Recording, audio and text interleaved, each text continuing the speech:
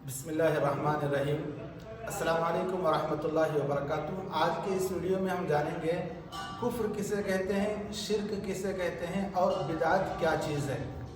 क्योंकि कुफ्र हो या शिर्क हो या बिदात हो, इन चीज़ों के सिलसिले में कुरान और हदीस में बहुत सख्त वईद आई है। अल्लाह तबारक व तआला फरमाते हैं, इन्नल्लज़ीना कफ़रू मिन अहलिल किताब वल मुशरिकीन फ़ी नारि जहन्नम खालिदीन फ़ीहा उलाइका हुम शर्रुल बरिया, कि जो लोग कुफ्र करेंगे और जो लोग शिर्क करेंगे फ़ी नारि जहन्नम, तो वो मरने के बाद जहन्नम की आग में जलेंगे। खालिदीन फ़ीहा, और जहन्नम की आग में हमेशा हमेशा रहेंगे। उलाइका हुम शर्रुल बरिया, और कुरान कहता है कि जहन्नम तो बहुत ही बुरा ठिकाना है। ठीक है, तो कुफ्र, शिर्क और बिदात, इन तीनों चीज़ों से इंसान को इस दुनिया में बचना चाहिए। तो आइए जानते हैं कुफ्र किसे कहते हैं।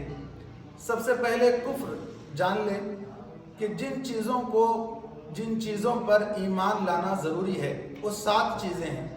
अल्लाह पर, अल्लाह की किताबों पर, अल्लाह के फरिश्तों पर, अल्लाह के रसूलों पर, अच्छी और बुरी तकदीर अल्लाह की तरफ से होती है इस पर, और आखिरत के दिन पर, और मरने के बाद दोबारा जिंदा होना है इस पर।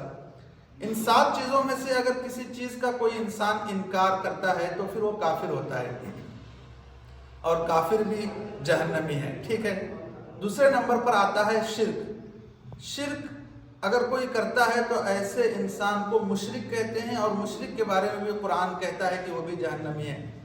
शिर्क की 2 किस्में हैं, एक अल्लाह की ज़ात में किसी को शरीक करना, और दूसरा आता है अल्लाह के सिफात में किसी को शरीक करना। अल्लाह की ज़ात में शरीक करना, जैसे कि एक से बढ़कर खुदा मानना, जैसे कि ईसाई लोग कहते हैं कि 3 खुदा हैं, अल्लाह भी खुदा, मरियम भी खुदा, ईसा भी खुदा।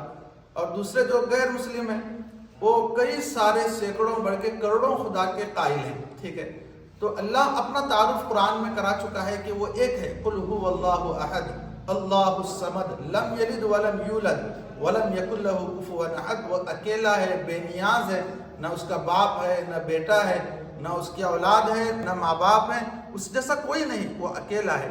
तो उसकी ज़ात में किसी को शरीक ठहराना, यानी एक से बढ़कर खुदा मानना, ये शिर्क है। शिर्क फी ज़ात, ये भी जहन्नमी कहलाएगा, इस तरह का अकीदा रखने वाला भी। और शिर्क की दूसरी किस्म अल्लाह की सिफात में किसी को शरीक ठहराना, जैसे कि अल्लाह की सिफात में है औलाद देना, अल्लाह की कुदरत में है। अगर किसी और के बारे में अकीदा रखता है कि ये साहब औलाद दे सकते हैं, अल्लाह की कुदरत या समझो कि समी, यानी अल्लाह हर चीज़ को सुनने वाला है, बसीर, हर चीज़ को देखने वाला है।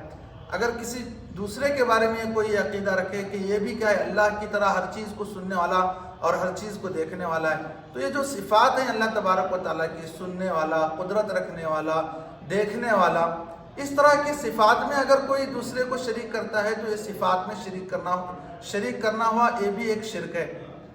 और इसी तरीके से इबादत में शरीक करना, यानी जिस तरह अल्लाह की इबादत को इबादत समझता है, अल्लाह को इबादत का मुस्तहिक समझता है, इसी तरह किसी और को इबादत का मुस्तहिक समझकर उसके सामने कोई सजदा करे, रुकू करे, या फिर उसके नाम की नज़र नियाज करे, या फिर उसके नाम का रोज़ा रखे, या फिर अल्लाह के घर का जिस तरह तवाफ़ किया जाता है उसके घर का तवाफ़ करे, ये सारी चीज़ें इबादत में शिर्क करने की आती हैं।